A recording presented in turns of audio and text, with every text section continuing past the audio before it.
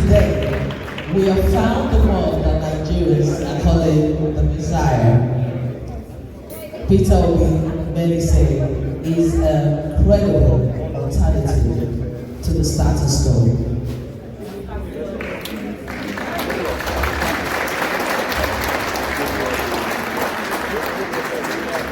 Undoubtedly the most popular presidential candidate that we have seen in Nigeria's history ever. It is with great honor, with my able colleague beside me, will I introduce the former governor of Anambra State, who is now the presidential candidate of the Labour Party, His Excellency Peter Obi, to address us. You're welcome, sir.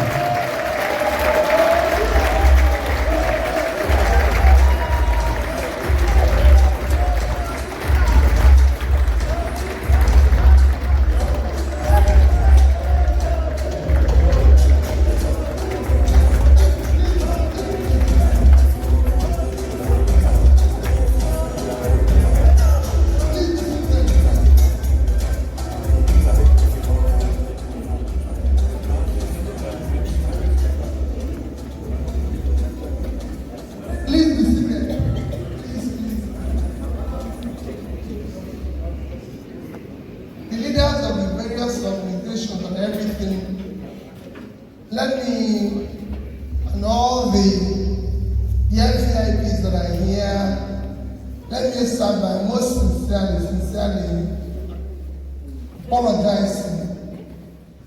And this event started late. The reason why it is so is because we're told that some people mistakenly went to another venue. And again, I apologize for those who went to another venue.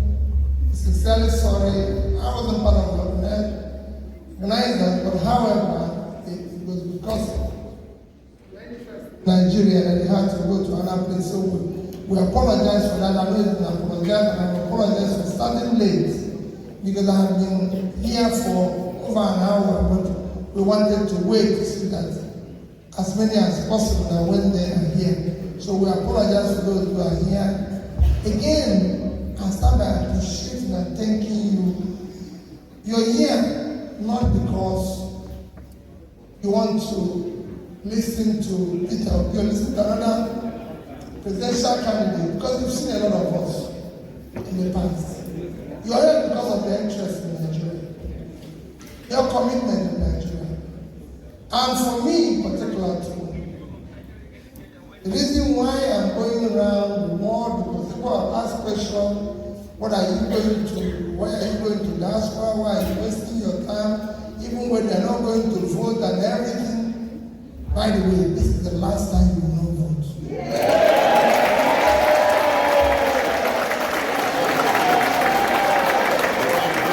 can't be there from Africa for nothing. And dollars, diaspora vote.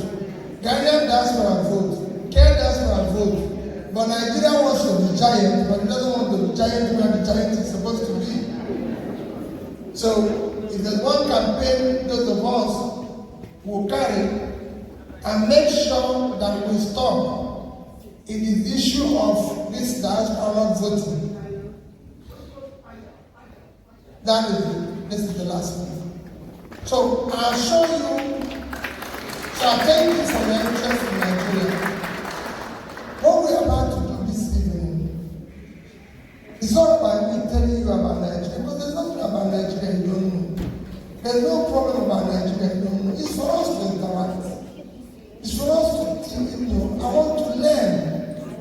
As you know, for anybody who wants to serve, listening and learning is critical. I want us to I prefer a situation. I've been going around and I tell people it is better that I get people to ask questions.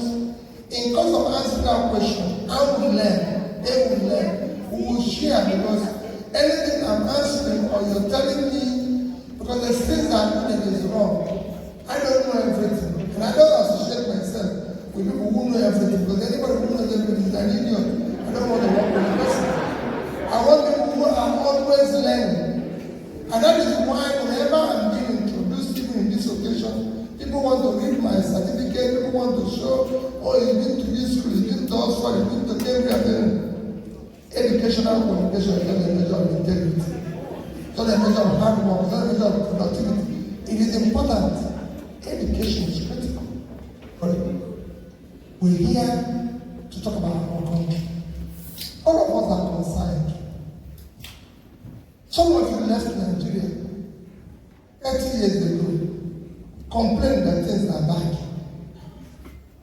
Some left 20 years ago, complaining it's bad. Some left 15 years ago, some left 10 years ago. And people are still living today. They haven't changed. I was in America, some people left in the 60s, thinking it was not going to work. Some people left in the 70s. And people are still living today. For the same purpose that things are bad. I know somebody who left when there was still public water. Electricity was still up to 18 hours. They left. We were generating 4,000 hours of electricity. In the 80s, that's what we're generating today. Hasn't changed. Question is, what is wrong? We now have a situation where the countries can fight as a fragile state. Because we're no longer in control of our territory. If you say today you're going home, you're going to tell you don't come. That's the first thing you hear. Don't come. Because they wouldn't want you to be kidnapped. Because if they kidnap you, it's the double tragedy for them. You are being here now. You are the only source of income they have. You are their welfare. You are their doctor. You are their nurse. If they die, you are the funeral director. But they are poor. So even you that run away to here, you are not safe. Because you have to walk and look at them. If you wake up in the morning and see the text and messages they are sending to you, you are even scared to open it because you don't know what is going to be inside it. It's all demand. So when you say you want to come, they say don't come because if you come, anything happens to you, it's double whammy for them. So you better stay there, let them stay in the war front. For how long? Every place is insecure. But in all this, people ask questions. How did we get here? Is cumulative effect of leadership failure over the years? We've had leadership that refused to do the right thing. All I can assure you, don't give up on Nigeria. There's only one thing wrong with Nigeria. The air is good. The land is fertile. We don't have natural disaster. We have, from time to time, maybe flooding and everything. That we have. The only thing that is wrong in Nigeria is the leadership. Political leadership. You become a criminalized guy. People talk about somebody, I was just talking to somebody as I was coming here. Was telling me about how bad things are. And I told him my experience that I went to New York, I boarded the Uber, going to the airport, with a man from one of the states of Nigeria. All effort to convince him that things will get better in Nigeria, he said no. I pleaded with him. My colleague Van pleaded with him that he said no. I had given up on Nigeria. And he only goes to Nigeria when he wants to experience how time is.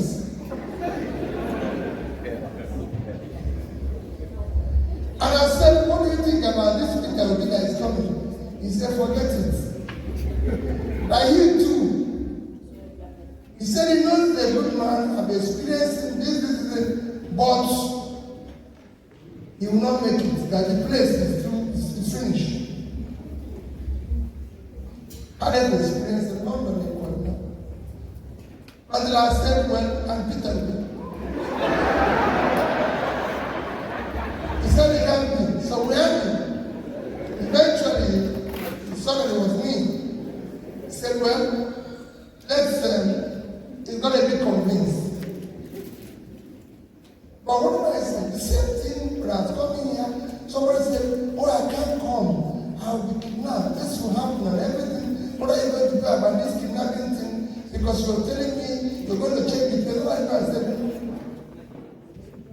the only reason why there's criminality in Nigeria is because there's inclusion.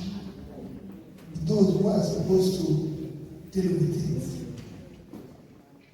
Simple. If he gets kidnapped in Nigeria today, the kidnappers will be calling me his brother to pay ransom. What are they using to call me? Fool. Once you have this gadget, everybody knows where you are. And they're not calling what? They're calling days, negotiating with the families what to pay. If he gets sick, they will tell me and I'll send a doctor who will go and treat him. And they'll still be calling. The doctor will come. Everybody knows where they are except police.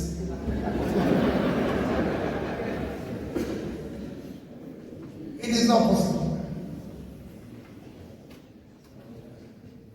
So we deal with it. We have leadership, it can be dealt with.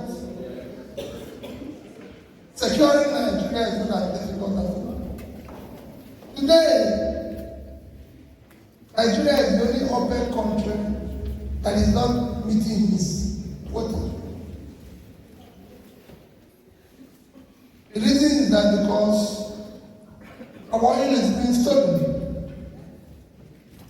None of you here can steal oil.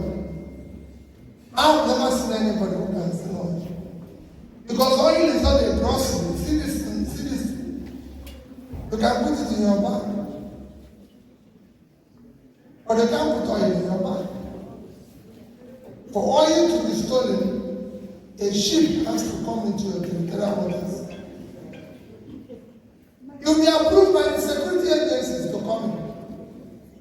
And when it loads and it's going out, you'll be approved. Otherwise, it won't leave. And everywhere a ship, a tank can carry oil is on the surface of the earth, you can find it.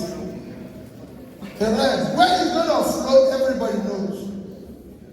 So the only people stealing oil in Nigeria are people in government.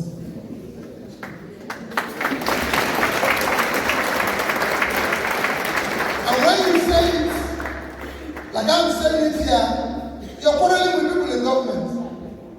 So every day, Peter Obi is being harassed one to another. But I said, this is government stealing our money. And what we are going to we're losing is so huge. And we're running a huge deficit as a nation. They were in a mess financially. People are stealing our money for no reason. Everywhere you listen to me, this is what you hear. It's become a case of where lunatics go over their side. Better fix it. If you get in their leadership, you start reversing it. Our deficit by the end of this year running to several trillions of naira. Between the first 4 months of this year, we earned 1.6 trillion. January, February, April, March, April. Our revenue was about 1.6 trillion naira. Our expenditure was about 4.7 trillion. So we had a deficit of about 3.1 trillion. That was our deficit. But our money is being stolen. Between the month of June, July, even when we're not going to get all the money, but whatever it is, you know the rate of exchange today.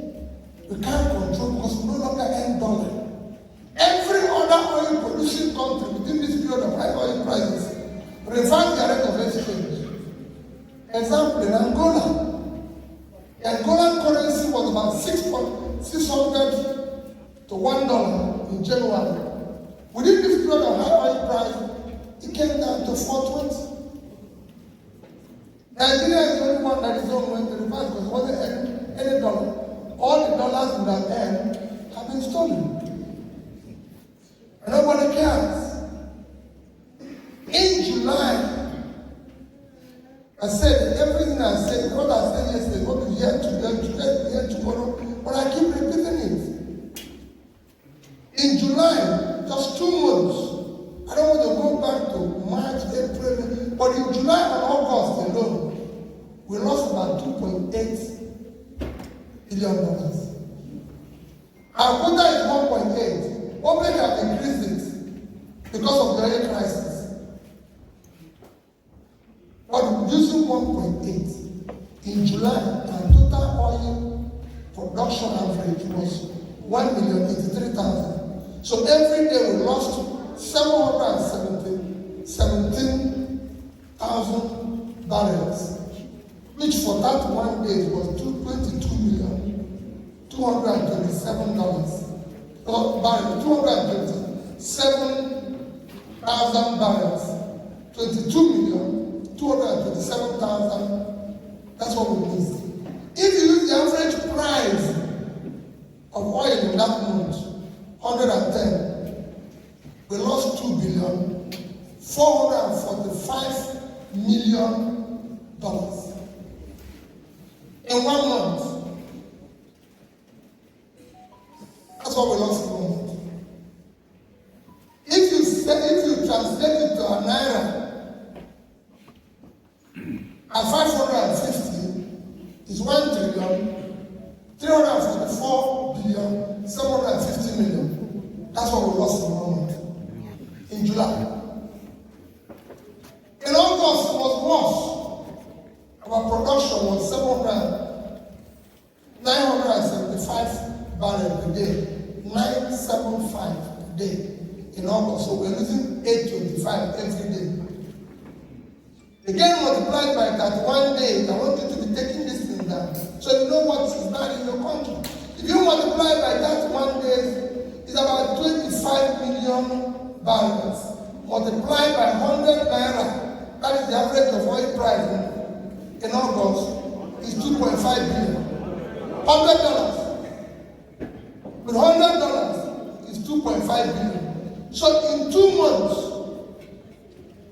we lost nearly $5 billion. Because I have 2.5 and you have 2,445,000,000. We lost about $5 billion. When we need every time. And nobody can. Instead, you have people officials, the government officials say, oil is being stolen. And I said, wait a minute.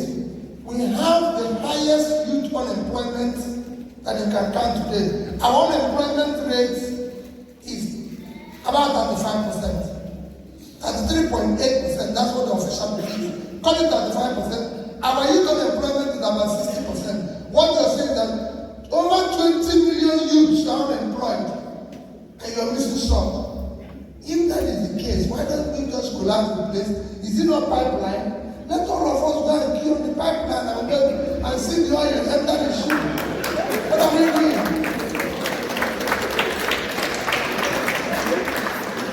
They won't do it because they are the ones stealing it. There's no way you won't have crisis anywhere in the world if we have a level of unemployment. People are here in the UK. I can tell you, if you increase unemployment in this UK to 15%, none of you will be here.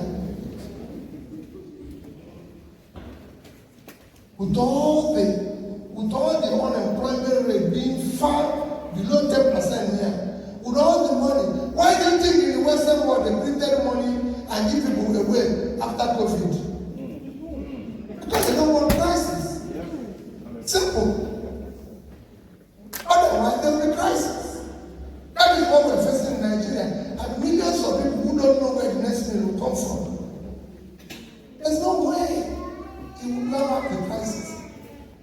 to solve that crisis, they're not solving it. Nigeria have gas. Today, gas has become a problem for the Western world.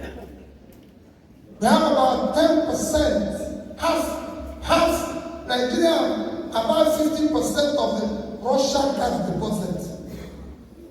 Russia makes from gas nearly $1 billion every day. Imagine if Nigeria earns 10% of that.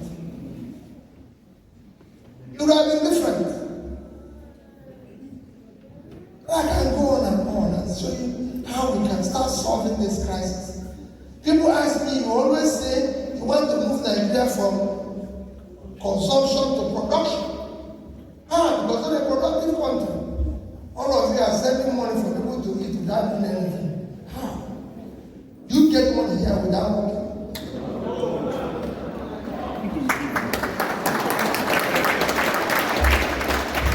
Nobody can give you one penny here and you haven't worked for it.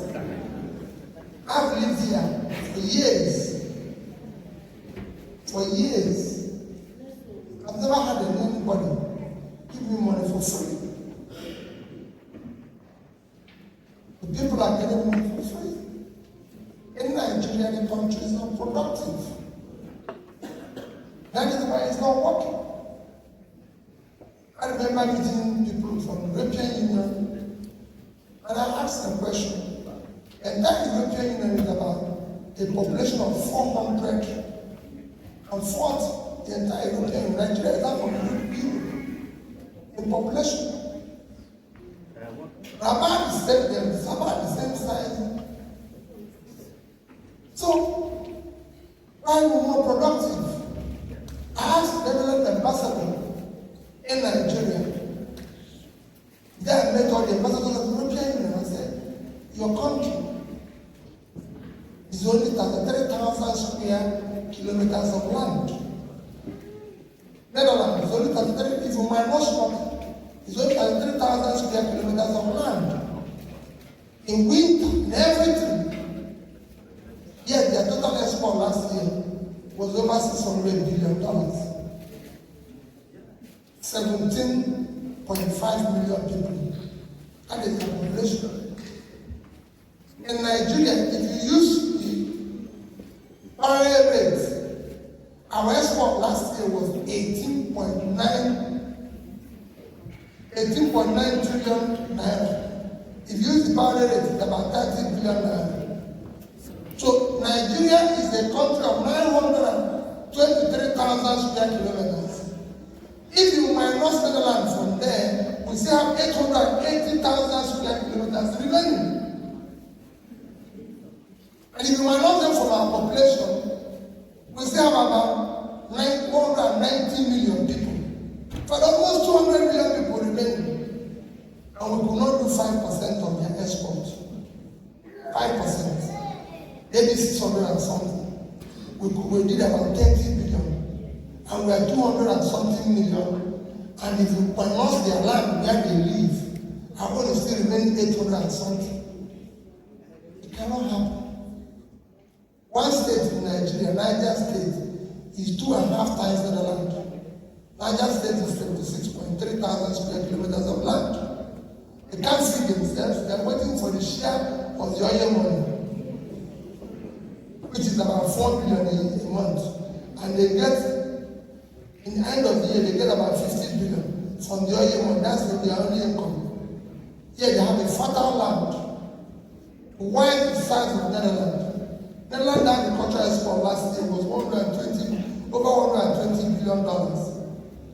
So if they do 1% of what Netherlands is doing, they'll get $1.2 billion. And the parent rate is 750 billion naira, 5 times their budget.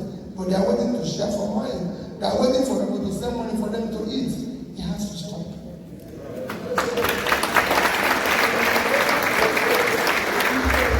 Everybody has to be productive.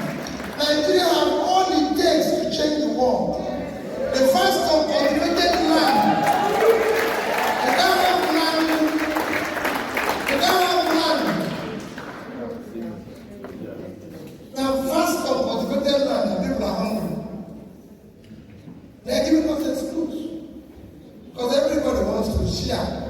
and they write tests to send money.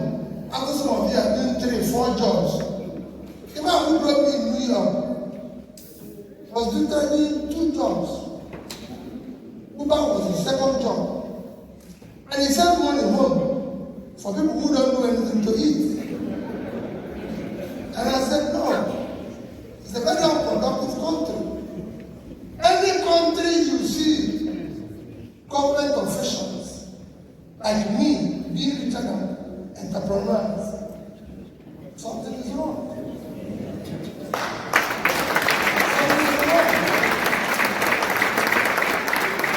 Wealth must come with enterprise. Anywhere with enterprise build the society.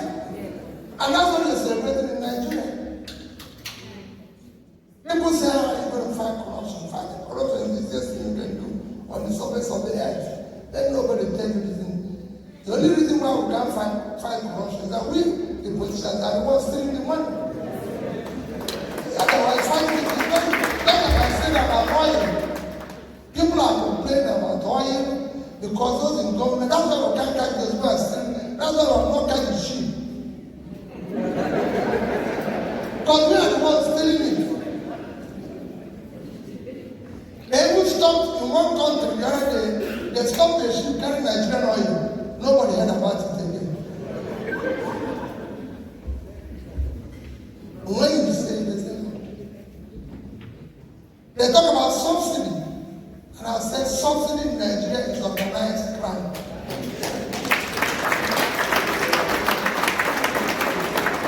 And government will say, oh, stop talking like that. I said it's organized crime.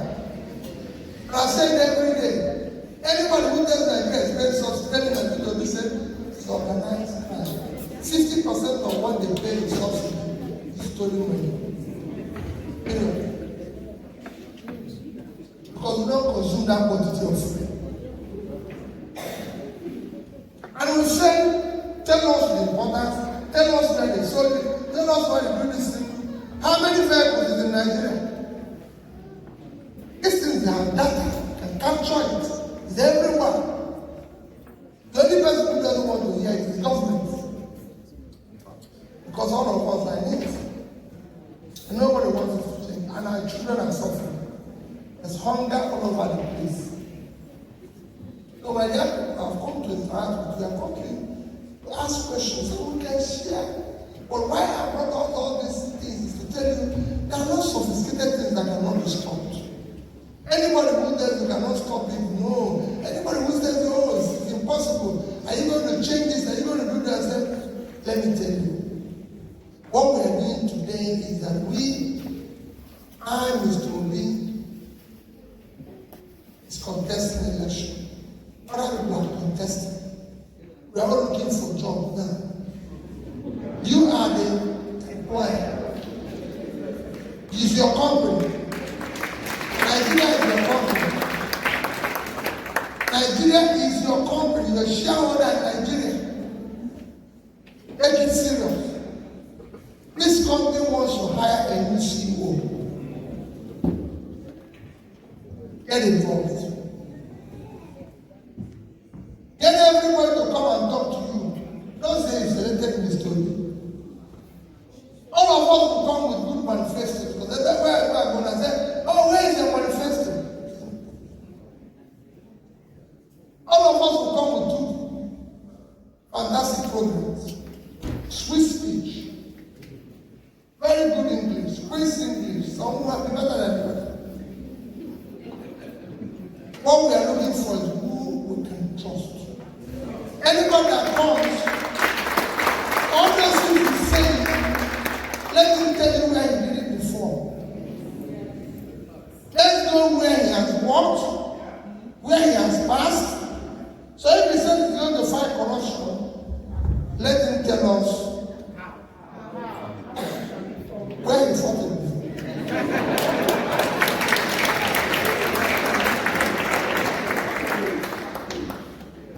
Corruption measurement index is simple. It's measured on management of public resources. So if you were a local government chairman, how did you manage the money? Who and who give appointments. If you are in charge of allocating land like governor, and we know how many you allocated to yourself, I want to know. This is time for us to make inquiry about Peter Obi. Who is he? This thing is talking. This is time for us to be able to scrutinize wherever people have passed through and everything, so we don't get a situation where we vote somebody in, he goes in again and start giving us the schools. The job of the leader is not to complain or to give the schools, it's to solve problems and find solutions.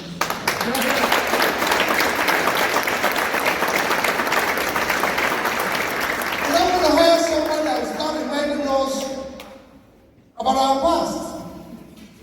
Because now you touch him and say, you're not doing well. He said, it was caused by those who left here this since 2008. They didn't do well. That's it. We hired them because those people were not doing well. If they were doing well, we would hire you. So don't remind us about them again, because that is the reason why we didn't work with them. If they were doing well, we would bring you in. So this we brought you in. Don't take us back. God didn't give us time to look back. He gave us to So everybody who is coming, let them come and tell you what they will do. If everybody has to come here. I didn't pay any of you to come here. The organizers of this attacked them privately and publicly. I didn't give them £1.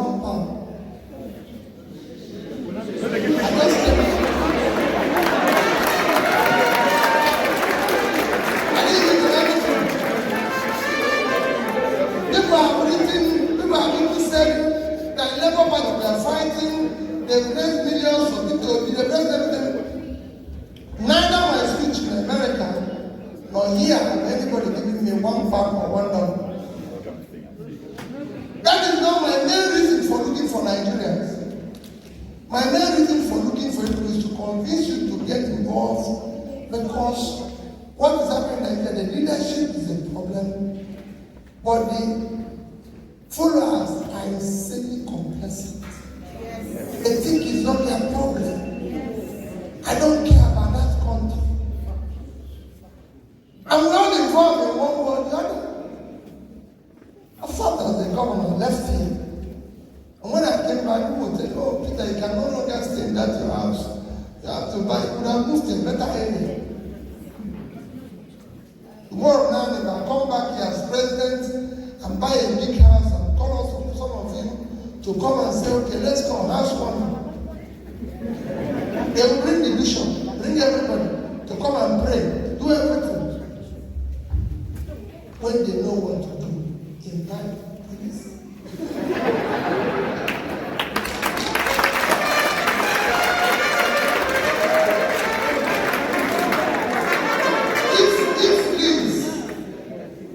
If your new prime minister buys the house, you know what will happen? Investigation will start immediately. Immediately, where he got the money to buy that new house. In Nigeria, they will call the bishop to come, pray over it. He will ask God to give him more from wherever he got it and everything. And they know where he got it from. And these are the followers. They will be happy. When the organizer asked me, "Are you going to host it?" I said, "Anyway, you host it, I will come." It doesn't matter to me. We don't need to go and start hiring 5-star hotel when everybody knows our problem. Don't tell me where you can find a hall. Father, I told them, I said, one of these churches should be able to give us an empty place to talk. We have a problem, we have a problem. You have to deal with your problem.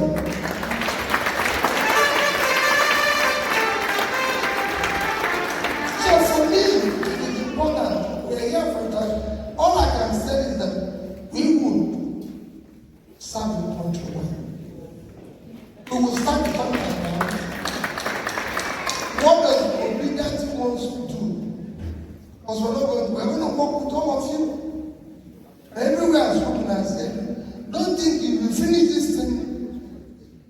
by the grace of God, because it's at His grace. We succeed. Don't go away. I'm here talking to you. Take everything I'm saying now. That's why I said, let everybody who wants to come and talk to you with his mouth. No spokesperson, no agent, no anything. Let the person come and tell you what he's going to do. And take it. No, don't read the manifesto. Most of us don't know what is inside it. That day you ask him, but if you say this, you say no. I don't know, it's Labour Party people that wrote it. I'm not bothered. Labour chairman is there and he knows what I'm talking. So we want you to talk. Take note. This is what Mr. said he will do. What are we going to do?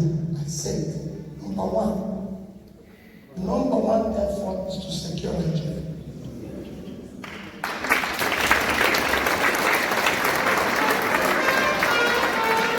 We must secure the country.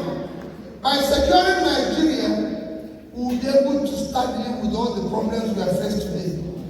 The security and economic problem today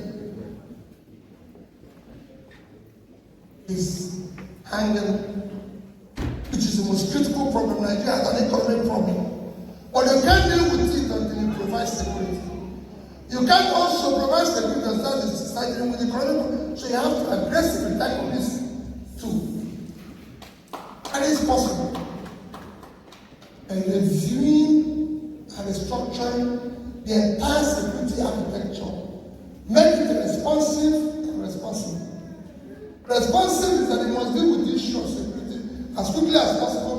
Responsible is that somebody is in charge, is not working.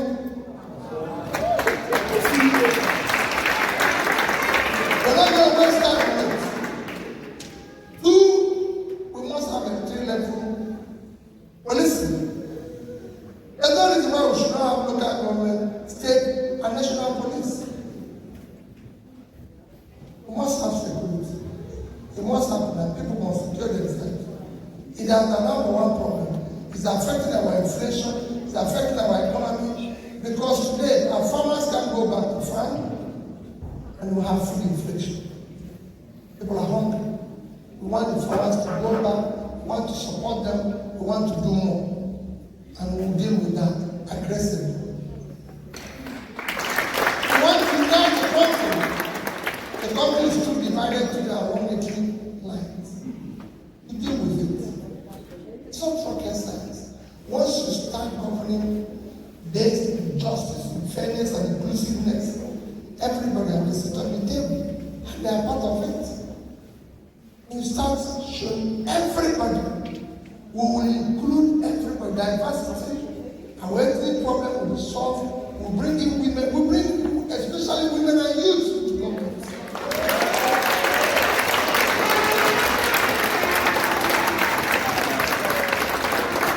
We're not going to have government full of people of over 60.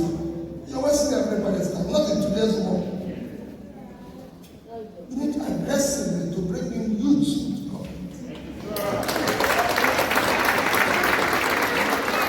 That is what we need to do. Because there are times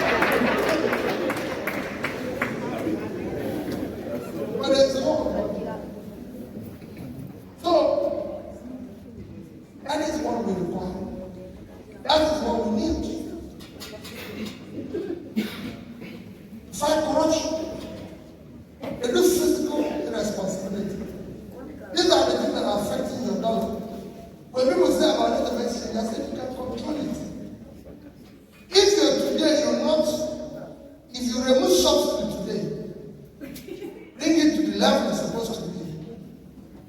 Stop corruption. The rate of exchange and inflation come down. Because you have unproductive money chasing dollar. Money must be productive. Money ends from production. If you increase your export today, you earn more than you stabilize your currency. People say, how are you going to stabilize your currency? It's very simple. If you have money that are productive chasing dollar and you're not exporting goods, your rate will go south. If you reverse and do these two things, it's something you can do. So my dear people, like I said, I wanted to be interactive, to ask so many questions, but I needed to introduce all this topic to be able to say, let us discuss, let us interact. It is critical. It is a serious business.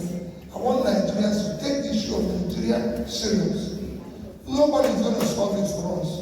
No foreign country, nobody, we will solve it. And we've come to know where we can no longer go further. People are now removing their parents from village. They even want them to come overseas to live. How do you tell a mother, someone that lived in village for 50 years, to start going to a foreign land to live? People now want to do burial by zoo. It cannot continue. We won't deal with it. And dealing with it is just so next year's election, when I conclude, I will tell you what the contribution will be in that diaspora. But I want us to have interaction once again, and thank you for spending your time this evening to be part of it. Ladies and gentlemen, let's put our hands together and appreciate His Excellency, Governor Peter